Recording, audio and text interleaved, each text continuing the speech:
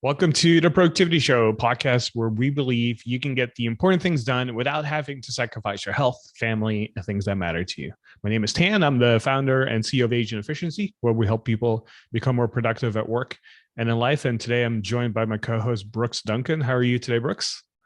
I'm pretty good. We had a good brainstorming session with the team this morning. So whenever that happens, the brain gets fired up. So I'm ready to go. Yeah, I want to give kudos to you for being here today. If you listen to the TPS stuff that we do here, you probably recognize that Brooks sounds a little different today because he has been a little bit under the weather, but he's a trooper. He's still showing up today to do the podcast. So kudos to you, Brooks, for doing that and showing up for all the listeners. But we're going to be transitioning into the episode, and I'll be kind of like guiding the episode today. So I'm going to make your life as easy as possible, Brooks, so you can focus on recovery, because I know that's a really important aspect and kind of related to today's episode, because we're going to be talking about how to have a good weekend. I think we've all been in a situation where, Friday comes around and we're like, yay, it's the weekend. And then before you know it, it's Sunday evening and you're like, whoa, what happened? You're feeling tired. You don't feel quite relaxed and you're not quite ready to tackle the Monday and the upcoming week. So we're going to be sharing some ways you can have a good weekend that leaves you feeling refreshed and ready for whatever comes up during the week. So even if you're self-employed or an entrepreneur that doesn't follow the typical Monday through Friday work week, you can still apply these concepts to whatever leisure time you do take. So here are some three things that you'll get out of this episode. And the first one is how to make sure you have a good weekend and know what that means to you. Another thing you'll discover today is something you can do this weekend, which studies have shown is worth an extra $115,000 a year in terms of life satisfaction. And then also you're going to make sure your weekend doesn't turn into an overscheduled disaster. And I also like to kind of highlight what we're going to be doing next week, which is our roundup and insights on the latest stuff happening in our industry. So to kick it off, we always like to start off with our top three favorite resources. And the first one is a book called Digital Minimalism, Choosing a Focused Life in a Noisy World by Cal Newport. Now, most people think of it as a book about reducing technology and social media, and in ways that is the case, but also has a good section called Reclaim Leisure, which is all about what we're going to be talking about today as well. The second thing I want to recommend is another book called How to Stop Worrying and Start Living by Dale Carnegie. Most of us know this author for his book, How to Win Friends and Influence People. But my favorite Dale Carnegie book is actually this one, How to Stop Worrying and Start Living.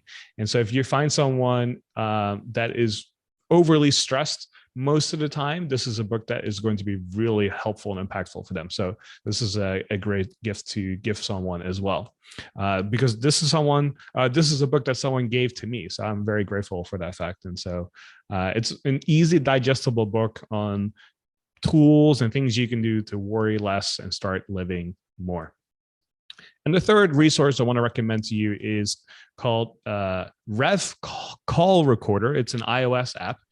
And if you know, or if you've ever tried to record your phone calls on your iPhone, you know that it's actually very difficult to do that. It used to be a lot easier, but with all the recent iOS updates, it's become a lot more difficult, and there's no easy way to do it. But this is an app that allows you to kind of have a phone number where people can call in and it will automatically be recorded. Plus, you get a transcription as well, because it's made by rev.com that does transcriptions. And it's a company that we've used in the past as well. So those are resources for this week's episode. Again, you can find links to everything that we share in the show notes by going to theproductivityshow.com/396. All right, Brooks, let's start diving in here. What's the first strategy or first tip for how to have a good weekend?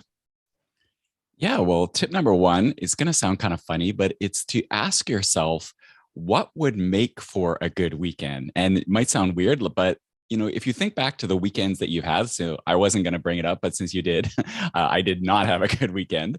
But, illness aside and stuff like that, we've all had these weekends. Like, it amazes me how a weekend is 48 hours, but two weekends can be so completely different. Sometimes we have weekends where you just kind of like roll into it, roll along, and you get pulled along by whatever happens to be going on. This happens for my wife and I quite a bit because, for us, usually we have kids sports or something. So even though like the game that our kids have might only be 3 hours, somehow nothing else really happens in that day. And then we get to the end of the weekend and it's like, what really happened? Like, how do we get to Sunday night already? Other weekends, though, we're more intentional. We go, okay, we're going to go to Orange Theory in the first thing in the morning, and then we're going to go to the Zero Waste Center because, we're West Coast hippies. So we go and do our recycling. That's my wife and I date night, date morning. Then we go to the soccer games. Then we maybe go Sunday down for a walk. Like, we're very intentional of what's going to happen in the week. And at the end of the weekend, it's the same 48 hours, same general obligations, but the intentional weekends are just so much more fulfilling instead of just reacting to whatever's going on. So the question to ask yourself is, what would make this weekend coming up a successful one or a good one? Like, what's something you can point to with intention and be like, I want to make my weekend a good one. So maybe you're ground down after the week and you need some self-care. Maybe you just feel like you need to get into nature. Maybe every time you go into the garage, you're annoyed because you're stepping over rakes or something, and you're like, okay, I want to finally start the clean out project. Maybe you have friends and family you're meaning to see. Maybe you have like a hobby or a side project or something you want to make time for. What is that thing? It could be more than one, but let's just stick with one. What is that thing that would make the weekend good or successful? And it doesn't mean you need to like overpack and schedule the weekend out. We're not talking about that. And we're going to talk about more of that in a bit. But just having this one thing you can kind of like plant a flag around and say, if this happens, it will make the weekend good. Then you kind of are leading yourself to that feeling of accomplishment and rejuvenation. So that's number one. The second thing is, and I'm glad you brought up the digital minimalism book earlier, because aside from all of the, turning off notifications, getting rid of social media, all that stuff, Cal Newport has an interesting section called leisure plans. And the idea in that, so I highly recommend checking this out, is you create what he calls a seasonal, or it could be a quarterly or whatever time frame you want, a leisure plan, which basically means it's an objective, something you want to do in your leisure time throughout that season or that quarter or whatever it is. And then you want to say, okay, what are some habits that you want to do to make that happen? And then each week, just review your seasonal leisure plan and figure out when you're going to do those habits that will kind of like take you towards your leisure objective. And it sounds kind of structured. I don't think it has to be as structured as what I just described, but basically what it allows you to do is make it so that you have something other than like watching Netflix or doing retail therapy all weekend that kind of like gives your leisure time, your weekend, whatever it is, a purpose. Now, I haven't actually tried this seasonal leisure plan, but I've always been fascinated by it because it seems like something that would be pretty cool to do. So if you're interested, check out that book, Digital Minimalism. The key, though, is whatever you want to do, have at least part of your intentional time during the weekend, something ideally a little different than what you do for work. If you're a tech person, setting aside time to build your skills at a new programming language is great. Improving your craft is super important. And we talk about that on the podcast and we think it is important, but it's good to, if you can, have something else too. Otherwise you don't get those like relaxation and rejuvenation benefits of switching to something else. So the key is, ask yourself, what would make this weekend a good or a successful one? That is tip number one. Awesome. Thank you for sharing that, Brooks. And I also want to give a shout out before we move on to tip number 2 here to our TPS Plus listeners and subscribers. If you aren't aware, we actually have an upgraded version of the podcast called TPS Plus, where we release an episode ad-free and also a week earlier than normal.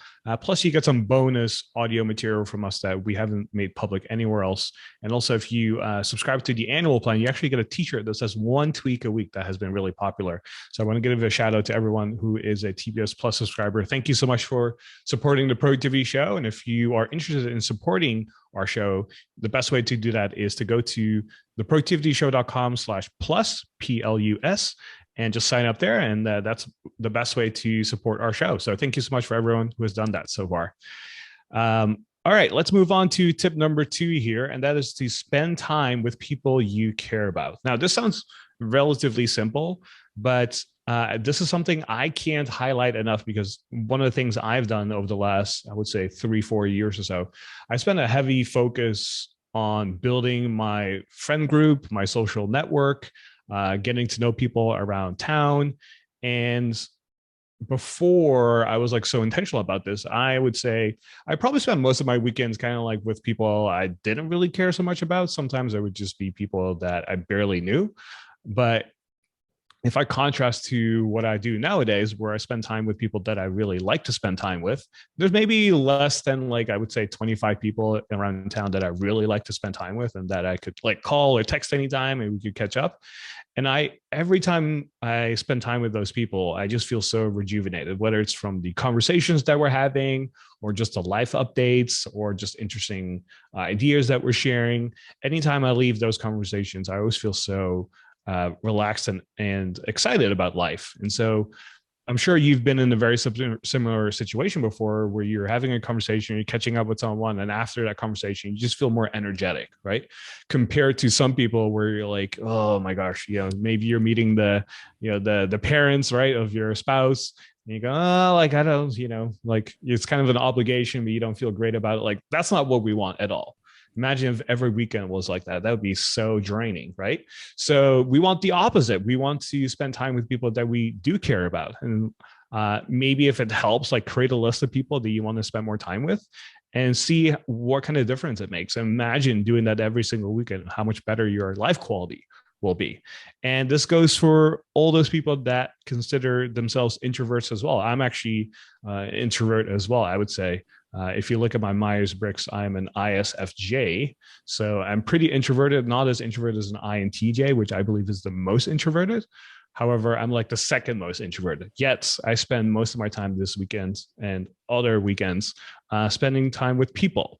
So think of it as like scheduling your social time in a way, when you know that maybe during the week you'll spend more time by yourself, whereas on the weekends you can spend time with others. Yeah, it's funny. It's funny what you say about scheduling social time too, because this is one thing that my wife and I have done. Is we've established, because we just so happens that both sets of grandparents are here, and we've established that Tuesday nights are going for dinner at my mother-in-law's house, and Sunday nights are going for dinner at my parents' house.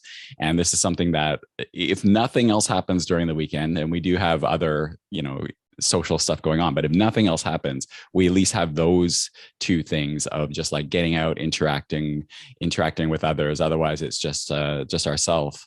It's funny, I came across this study by the University of London, and it has a funny title. It's called "Putting a Price Tag on Friends, Relatives, and Neighbors Using Surveys of Life Satisfaction to Value Social Relationships." And it says that an increase in the level of social involvement is worth up to an extra £85,000 a year, which is $115,000, in terms of life satisfaction. And so I read that and I was like, well, I don't know. I'd rather have the 115,000 personally, but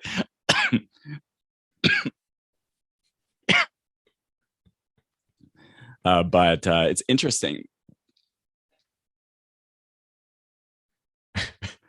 It's interesting that they've been able to put a price tag on that. So yeah, the general idea: spending even a little bit of time with others on the weekend will make you happier and more rejuvenated. Absolutely. Yeah. So that, again, is tip number 2 here today. Make sure you spend time with people that you care about. And if I had to add a little bit of sauce to that, I would say spend less time with people that you don't care about. I think that will make a much better weekend for you. So let's move on to tip number 3 here, and that is to leave room for spontaneity and flexibility. So I want to share a quick story on this to save Brooks some voice and health, because as you might tell, can hear, he doesn't feel the greatest. But again, like I said in the intro, he's a trooper for showing up today. And I've been in situations before where, just like my week, tends to be overly scheduled. My weekends were overly scheduled as well. And so what I've learned over years is it kind of kills the spontaneity and flexibility aspect. Even though you might be scheduling a lot of great things, sometimes it's nice to be able to have the flexibility to say, oh, you know what? I don't have anything scheduled. Yes, I would actually like to do this. And so if I compare what my schedule was like a few years ago, where my weekends were scheduled, I knew, for example, on Sunday I would have brunch with this person, and then Sunday evening I would do X, Y, and Z, and then on Saturdays I would have like three things to do, like something in the morning, something in the afternoon, something in the evening. So by the time maybe like Thursday, Friday rolled around, and someone said, "Hey, Tan, let's do something," I would go, you know what? I actually can't this weekend. Can we do it next week or next weekend? Right. And then as you do this repeatedly over and over and over, what happens is you just get busier and busier, and every weekend is scheduled so that if someone wanted to be spontaneous with you, you couldn't because you're already booked ahead 2 or 3 weeks ahead. And so it kind of killed that whole spontaneity thing. And so I said to myself, you know what? I actually missed out on a lot of great opportunities because I just had so many things scheduled. Uh, Even though those were things sometimes that I did enjoy, but I missed out on other things that I could just never account for. And so, what I would encourage people to do is actually schedule less on the weekends. If you find yourself overly scheduling stuff on the weekends, schedule less so that when the day arrives, you can actually be in a position where you go, kind of like where you're on vacation and you don't have anything planned, and you decide, you know what, today I feel like working out. I'm going to work out today, and just do like a yoga class or an extra workout outside or whatever that might be for you. Or maybe someone come up to you and say, "Hey, what do you have planned for tonight?" And you go, "You know what, nothing. Let's actually do something about this." And so I have found that being more spontaneous over the years has been a little bit counterintuitive, but I actually feel much better about it now personally. Yeah, I think this tip is important because when you do the things that we talked about in tip number one, like be intentional, plan to spend time with others, like it all sounds good. But like you said, it can very easily turn into just like no spontaneity at all. So yeah, all of this stuff you want to be in moderation. So yeah, I would say when you're coming up to the weekend, like Tuesday, Wednesday, Thursday, even look at your calendar for the weekend and say, like, is there anything that you can get out of or you don't want to do? Because a lot of time it's the thing we talked about on the podcast before, where when you get invited to something or when you see an event, I have this habit with concert, a concert announcement comes, I'm like, yeah, I want to go to that. And then the time it comes and it's like, oh, I don't, I'm too old to be out at midnight or whatever. So like when you're invited to something, it sounds great, but would you have that same reaction if it was happening today? So look ahead at your weekend, see if there's stuff you can get out of, if at all possible.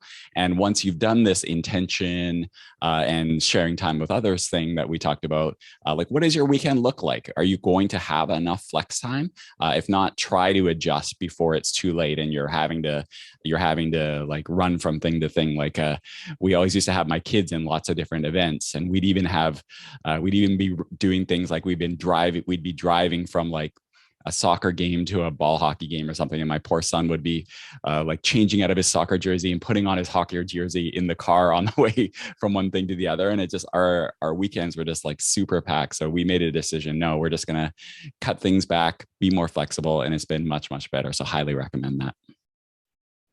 To kind of give all of you a idea of what my typical week now looks like, I would say Monday through Thursday is pretty scheduled. Friday is a little bit more flexible, and then Sunday I usually have like one thing planned at least in the afternoon, which is typically my weekly review, and then maybe some other kind of like maintenance stuff that I do around the home. And then typically on Saturday, I like to keep it as free as possible so I can do whatever I want to do on Saturday and be flexible and be spontaneous. And so I found that to be very helpful for me. Where going into the weekend, as Friday rolls around, I'm a little bit more flexible, usually after about noon, after lunchtime. And then Saturday completely open, and Sunday I just have like my maintenance stuff kind of scheduled, like I said, my weekly review.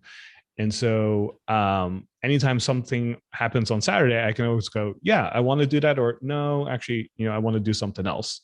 And I found that to be very helpful for me personally. And so that way I can still be kind of like quote unquote scheduled during the week, where typically Monday through Wednesday I'm very planned for. And so I've made a conscious decision to say, you know what, I'm not going to be flexible on Monday, Tuesday, and Wednesday, so that I can be flexible on, let's say, a Friday, Saturday, and Sunday. So that is what works for me. I wouldn't say that that works for everyone, but you have to figure out a balance what works best for you. And I would say generally, if you find yourself overly scheduled, you probably even if it's on, you know, Monday through Friday kind of thing. So, and generally, I would recommend everyone, if you want to have a weekend, probably start scheduling fewer things on the weekends. We have a rule in our family because my kids are teenagers now. So one of them has a girlfriend. You know, they tend to be wanting to be out with friends more than other stuff, which we're totally cool with. But we have a rule like Sunday, you can't make any firm plans in case we want to do family things. And that's made really been really helpful for us for making sure we have flexibility for family things, even though there's all these like external factors now. All right. Those are our top 3 tips for today to kind of help you have a good weekend. So, as you're listening to this on Monday, when the episodes come out, typically for us, try to apply this for this upcoming weekend. What is something that you can do to remove from your calendar so you're less busy this weekend? Okay. Try that and see how that goes. Next week's episode, again, is all about a roundup and opinions and insights on the latest stuff that's happening in our industry, in the productivity world. So definitely go check us out next week. And everything that we talked about today is mentioned in the show notes. So go to theproductivityshow.com/396. Thanks again for joining us, and we'll see you next Productive Monday.